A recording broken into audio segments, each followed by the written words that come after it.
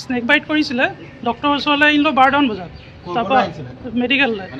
মানে গোলাঘাট মেডিকেললৈ সাপে খুটিছিলে গোলাঘাট মেডিকেললৈ আহিলোঁ টেষ্টিং দিলে আপোনাৰ ব্লাড টেষ্ট কৰিবলৈ দিলে ব্লাড টেষ্ট কৰি পেলাই ডক্টৰক দেখালোঁ তাৰপৰা যেতিয়া আপোনাৰ ফাৰ্মেচিত ইনজেকশ্যন ল'বলৈ গ'লোঁ বাইদেউগৰাকীয়ে ক'লে যে এইটো ডগ বাইট ফটো লাগিব পাছপৰ্ট চাইজ ফটো লাগিব তাৰপৰা বাইদেউক কৈ দিলে যে পাছপৰ্ট চাইজ ফটো কিয় কাম লাগে এইটো স্নেক বাইটহে হয় নহয় বোলে ইয়াততো বোলে ডগ বাইটৰ ইনজেকশ্যন লিখা আছে সেই তেতিয়া কথাটো গম পোৱা গ'ল যে স্নেক বাইটত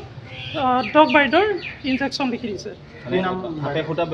সাপে খুটা বেজি নহয় তাৰপৰা ডক্টৰলৈ যিজন ডক্টৰে লিখিলে এইজন ডক্টৰক মই দেখালোঁ আহি পেলাই আপুনি বোলো কিয় লিখিলে এইটো বোলে ভুলতে লিখি দিলোঁ ইমান গাল পেচেণ্ট থাকে তাৰ মাজতে ভুল হৈ গ'ল বোলে ভুলতে লিখি দিলোঁ চিভিলত ডক্টৰ কিবা যাদৱ নাম বিশেষকৈ মই নামটো নাজানো বেজি নল'লে মানে আপোনাৰ ফাৰ্মেচি যাওঁতে গম পোৱা গ'ল যে এইটো ডগ বাইটৰ ইনজেকশ্যন হয় বুলি বাছ সেইটোৱে অসাৱধানতাৰ কাৰণে হৈছে মই যিমান বুজি পাইছোঁ আৰু তেখেতে যেতিয়া মই গৈ সুধিলোঁ আপুনি কিয় লিখিলে তো বৰ ইজিলি কথাটো ল'লে এই হ'ব বোলে এইটো হৈ যায় কেতিয়াবা তো লৈ লোৱাৰ পিছত কি হ'লহেঁতেন মই সেইটো জানিবলৈ ছুপাৰিণ্টেণ্ডেণ্টৰ ওচৰলৈ আহিছিলোঁ তেখেত নাই এতিয়া কাইলৈ মাতিছে পেচেণ্টৰ তছলিমা খাতুন দক্ষিণেৰা 36